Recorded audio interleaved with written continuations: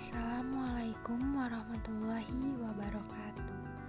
Nama saya Zara Hoirunisa, saya dari Prodi Pendidikan Agama Islam kelas 1E akan mempresentasikan mengenai kajian neuroscience dan moralitas. Neuroscience secara umum adalah suatu kajian ilmu yang mempelajari mengenai sistem saraf serta fungsi pada otak.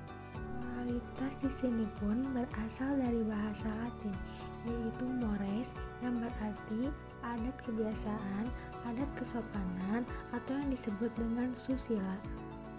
Hubungan neuroscience dan moralitas disebut dengan neomoralitas, yang berarti ilmu yang berkaitan dengan neuroscience dan moralitas. Ada pula bagian terpenting dalam otak, yaitu ada korteks temporal ventromedial yang berhubungan langsung dengan neuroscience dan moralitas itu sendiri, yaitu untuk mengkaji seperti rasa marah dan lain sebagainya.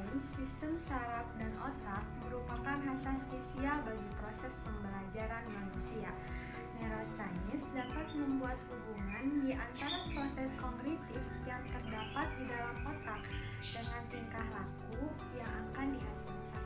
Dan adapun daerah otak utama lainnya yang terlibat dalam peraturan kognisi dan perilaku moral adalah korteks prefrontal ventromedial, korteks prefrontal ventrolateral, korteks prefrontal dorsolateral, korteks orbitofrontal, dan korteks prefrontal ventromedial pun adalah hubungan dari sirkuit neuromoral yang memungkinkan proses rangsangan bermuatan moral dan generasi selanjutnya.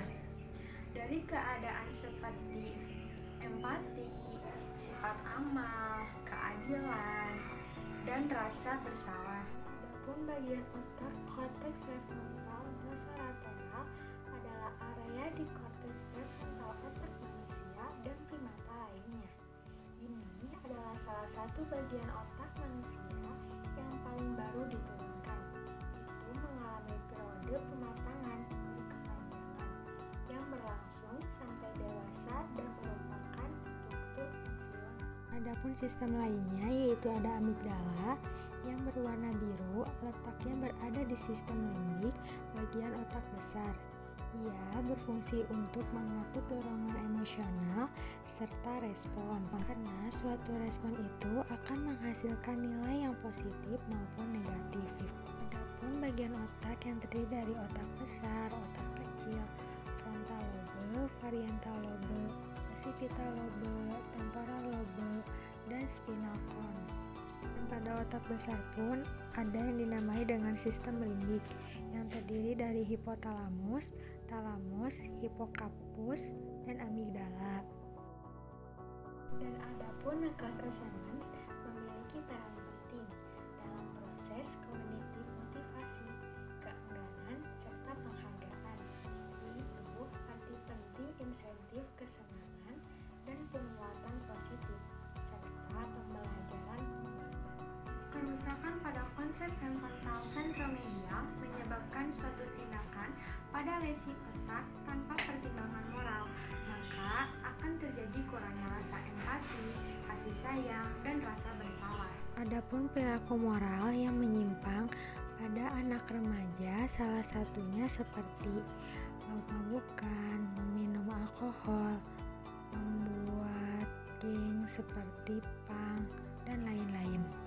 Dan adapun pada wanita itu seperti yang menggunakan pakaian terbuka, tidak bisa mengontrol suatu emosi sehingga terjadinya pertengkaran, dan terlalu dekat dengan lawan jenis dalam hal bergaul. Manusia yang tidak memiliki moral disebut amoral, artinya dia tidak bermoral dan tidak memiliki nilai positif di mata manusia lainnya, sehingga moral adalah hal yang mutlak yang harus dimiliki oleh manusia. Moral secara eksplisit adalah hal-hal yang berhubungan dengan proses sosialisasi individu. Tanpa moral, manusia tidak bisa melakukan proses sosialisasi. Berikut adalah salah satu contoh dari perilaku menyimpang.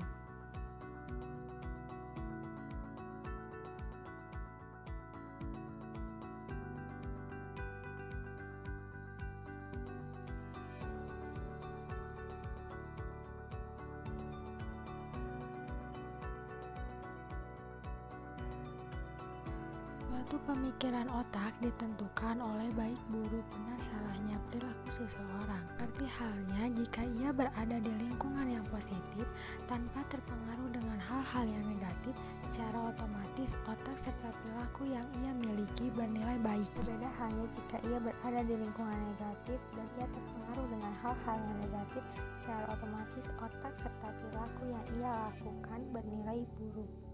Maka dari itu kita harus dapat membentuk dan mengatur suatu pola pikir kita dengan hal-hal yang positif agar terciptanya moralitas yang baik dalam pribadi kita. Terima kasih atas pengertiannya. Mohon maaf jika ada kesalahan. Wassalamualaikum warahmatullahi wabarakatuh.